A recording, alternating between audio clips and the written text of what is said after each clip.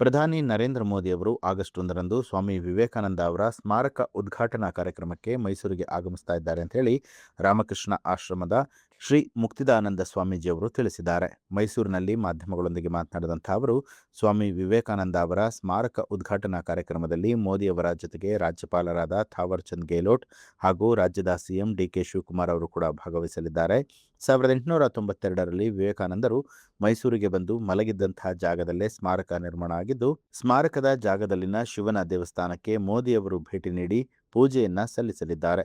ಮೋದಿಯವರು ವಿವೇಕಾನಂದರ ಪ್ರತಿಮೆಗೆ ಪುಷ್ಪ ನಮನವನ್ನ ಸಲ್ಲಿಸಲಿದ್ದು, ಬಳಿಕ ಮೋದಿಯವರು ಸ್ಮಾರಕವನ್ನ ಉದ್ಘಾಟನೆ ಮಾಡಲಿದ್ದಾರೆ. ರಾಮಕೃಷ್ಣ ವೈದ್ಯಶಾಲಾ ಸ್ಟೇಡಿಯಂನಲ್ಲಿ ರಾಮಕೃಷ್ಣ ಆಶ್ರಮ 100 ವರ್ಷ ಅನ್ನುವಂಥ ಡಾಕ್ಯುಮೆಂಟರಿಯನ್ನ ಮೋದಿಯವರು ವೀಕ್ಷಣೆ ಮಾಡಲಿದ್ದು, ಬಳಿಕ ಅವರು ಯುವಕರನ್ನ ಉದ್ದೇಶಿಸಿ ಭಾಷಣ ಮಾಡಲಿದ್ದಾರೆ ಅಂತ ಹೇಳಿ ಸ್ವಾಮೀಜಿಗಳು ತಿಳಿಸಿದರು. ಕಾರ್ಯಕ್ರಮಕ್ಕೆ ಆಗಮಿಸುವವರಿಗೆ ಪಾಸ್ ವ್ಯವಸ್ಥೆ ಇದ್ದು, ಭದ್ರತೆಯ ದೃಷ್ಟಿಯಿಂದ ಎಲ್ಲರೂ ಕೂಡ ಪೊಲೀಸ್ ಇಲಾಖೆಗೆ ಸಹಕಾರವನ್ನ ಕೊಡಬೇಕು ಅಂತ ಹೇಳಿ ಸ್ವಾಮೀಜಿಯವರು ಈ ಸಂದರ್ಭದಲ್ಲಿ ಮನವಿ ಮಾಡಿದರು. ಪಂತಪ್ರಧಾನಿಯವರು ವಿವೇಕ ಸ್ಮಾರಕದ ಆ ದಿವ್ಯವಾದ ತಾಣ ಎಲ್ಲಿ ಸ್ವಾಮಿ ವಿವೇಕಾನಂದರು 1892 ನವೆಂಬರ್ ತಿಂಗಳಲ್ಲಿ 1-2 ವಾರ ಬಂದು ತಂಗಿದ್ರು, ಆ ತಾಣಕ್ಕೆ ಬರಲಿಕ್ಕಿದ್ದಾರೆ.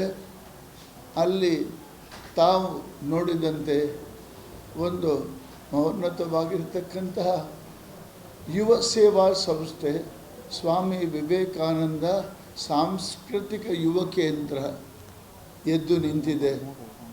ಅದು ಉದ್ಘಾಟನೆಗೆ ಪರಿಪೂರ್ಣವಾಗಿ ಸಜ್ಜುಗೊಳಿಸಲಾಗಿದೆ. ನಮ್ಮ ಗೌರವಾನ್ವಿತ ಪ್ರಧಾನಿಯವರು 3:30ಕ್ಕೆ ಅಲ್ಲಿ ಇಳಿದ ತಕ್ಷಣ ಅವರಿಗೆ ಆದರದ ಗೌರವವನ್ನು ಸೂಚಿಸಿ ಅವರು ಮೊದಲಾಗಿ ಅಲ್ಲಿ ಇದ್ದಂತಹ ಹಳೆ ಶಿವ ದೇವಸ್ಥಾನಕ್ಕೆ ಪುಷ್ಪಾಂಜಲಿಯನ್ನು ಕೊಟ್ಟು ಅಲ್ಲಿಯ ಚಿಕ್ಕ ಪೂಜೆಯಲ್ಲಿ ಭಾಗವಹಿಸಿ, ಅಲ್ಲಿಯ ಪಕ್ಕದಲ್ಲೇ ಒಂದು ಬಿಲ್ವ ವೃಕ್ಷದ ಸ್ಯಾಪ್ಲಿಂಗ್ಸನ್ನು ಅವರು ನೆಡಲಿದ್ದಾರೆ. ಆನಂತರ ವಿವೇಕಾನಂದರು ತಂಗಿದ್ದ ಹಳೆಯ ಕಟ್ಟಡ ಈಗ ಪುನರ್ನಿರ್ಮಾಣವಾಗಿದೆ. ಅದರ ಒಳಗೆ ವಿವೇಕಾನಂದರ ಬಗ್ಗೆ ಸಂಬಂಧಪಟ್ಟ ಎಲ್ಲ ಒಂದು ಏನು ಹೇಳ್ತಾರೆ ಆರ್ಟಿಫ್ಯಾಕ್ಟ್ಸ್ ಮತ್ತು ಪಿಕ್ಚರ್ಸ್ ಮತ್ತು ಲೆಟರ್ಸ್ಗಳೆಲ್ಲ ನಾವು ಡಿಸ್ಪ್ಲೇ ಮಾಡಿದ್ದೇವೆ, ಪ್ರದರ್ಶನ ಮಾಡಿದ್ದೇವೆ. ಅದು ಒಂದು ಥರ ವಿವೇಕಾನಂದರ ಸ್ಮೃತಿಯ ಒಂದು ಸ್ಮಾರಕವಾಗಿ ಅದಿರುವುದು.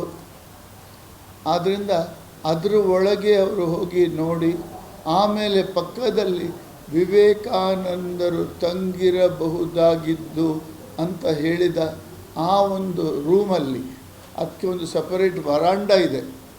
ಸ್ವಾಮಿ ವಿವೇಕಾನಂದರು ಅನೇಕ ಪಂಡಿತರನ್ನು, ಮೈಸೂರಿನ ಸಾಮಾನ್ಯ ಜನರನ್ನು ಪ್ರತಿ ದಿವಸ ಬೆಳಗ್ಗೆ ಸಾಯಂಕಾಲದಲ್ಲಿ ಭೇಟಿ ಆಗ್ತಿದ್ರಂತೆ. ನಂತರ ಅವರು ಸದ್ವಿದ್ಯಾಕ್ಕೆ ಹೋಗಿ ಆ ಕೆಲವು ದಿನಗಳ ನಂತರ ಅಲ್ಲಿಯೂ ಕೂಡ ಪಂಡಿತರನ್ನು ಉದ್ದೇಶಿಸಿ ಮಾತಾಡಿದರು ಎಂಬ ಒಂದು ದಾಖಲೆ ನಮಗೆ ಸಿಕ್ಕಿದೆ. ಪಂತಪ್ರಧಾನಿಯವರು ಆ ಒಂದು ಸ್ವಾಮಿ ವಿವೇಕಾನಂದ ತಂಗಿದ ರೂಮ್ನಲ್ಲಿ ಒಂದು ಸ್ವಾಮಿ ವಿವೇಕಾನಂದರ ಪ್ರತಿಮೆ ಇದೆ, ಅದ್ಭುತವಾದ ಭವ್ಯವಾಗಿರ್ತಕ್ಕಂಥ ಪ್ರತಿಮೆ ಇದೆ. ಅಲ್ಲಿ ಸ್ವಾಮೀಜಿಯವರ ಸ್ಮೃತಿಯನ್ನು ನೆನೆಸಿಕೊಂಡು ಅವರು ಪುಷ್ಪಾಂಜಲಿಯನ್ನು ಸಲ್ಲಿಸಲಿದ್ದಾರೆ. ಆಮೇಲೆ ಅವರು ಇಷ್ಟಪಟ್ಟರೆ 1-2 ನಿಮಿಷಗಳ ಕಾಲ ಅಲ್ಲಿ ಧ್ಯಾನ ಮಾಡಲಿ ಒಂದು ಆಸನ ಹಾಕಿ ಅದು ವ್ಯವಸ್ಥೆ ಮಾಡಲಾಗಿದೆ. ಆ ಧ್ಯಾನದ ನಂತರ 2-3 ನಿಮಿಷ ಮೌನ, ಧ್ಯಾನ, ಪ್ರಾರ್ಥನೆ, ನಂತರ ಅವರು ಹೊರಬಂದು ಈ Vivekananda cultural youth centre, Swami Vivekananda ಸಾಂಸ್ಕೃತಿಕ ಯುವ ಕೇಂದ್ರ ಭವ್ಯವಾಗಿರ್ತಕ್ಕಂಥ ಭವನ ಏನಿದೆ ಅದರ ಮುಂದೆ ಬಂದು ಅಲ್ಲಿ ಅವರು ಆ ರಿಬ್ಬನನ್ನು ಕಟ್ಟಿಂಗ್ ಅಲ್ಲ, ಹಿ ವಿಲ್ ಅನ್ಟೈ ದ ರಿಬನ್. ಆ ಗಂಟನ್ನು ಬಿಡಿಸಿಬಿಟ್ಟು, ರಿಬ್ಬನ್ನನ್ನು ಬಿಡಿಸಿಬಿಟ್ಟು, ಅಲ್ಲಿ ಒಳಗೆ ಮೊದಲು ಪಾದಾರ್ಪಣೆ ಮಾಡಿ ಈ ಭವ್ಯವಾಗಿರ್ತಕ್ಕಂತಹ ಸ್ವಾಮಿ ವಿವೇಕಾನಂದ ಸಾಂಸ್ಕೃತಿಕ ಯುವ ಭವನವನ್ನು ಉದ್ಘಾಟಿಸಲಿದ್ದಾರೆ. ಹಾಗೆ ಕಾಂಪಿಟೇಟಿವ್ ಎಕ್ಸಾಮಿನೇಷನಿಗೆ ಹೋಗುವವರಿಗೆ ಅವರಿಗೆ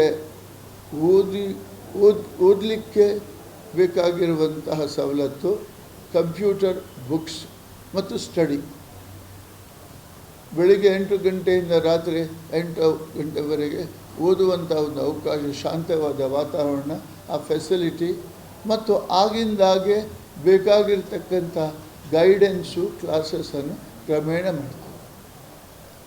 KAS, IASಗೆ ಬರೆಯುವವರಿಗೆ ಅಲ್ಲಿ ಬಂದು ತಂಗಿ ಪುಸ್ತಕ ರೆಫರ್ ಮಾಡಿ, ಕಂಪ್ಯೂಟರ್ ರೆಫರ್ ಮಾಡಿ, ಕೂತ್ಕೊಂಡು ಬೆಳಗ್ಗೆ 8 ಗಂಟೆಯಿಂದ ಸಾಯಂಕಾಲ 8 ಗಂಟೆವರೆಗೆ ಕೂತ್ಕೊಳ್ಳುವಂಥ, ಅದು ಓದುವಂಥ ಒಂದು ಸವಲತ್ತು. ಅದಕ್ಕೆ ಮೊದಲೇ ಅಪ್ಲಿಕೇಶನ್ ಆಗಿ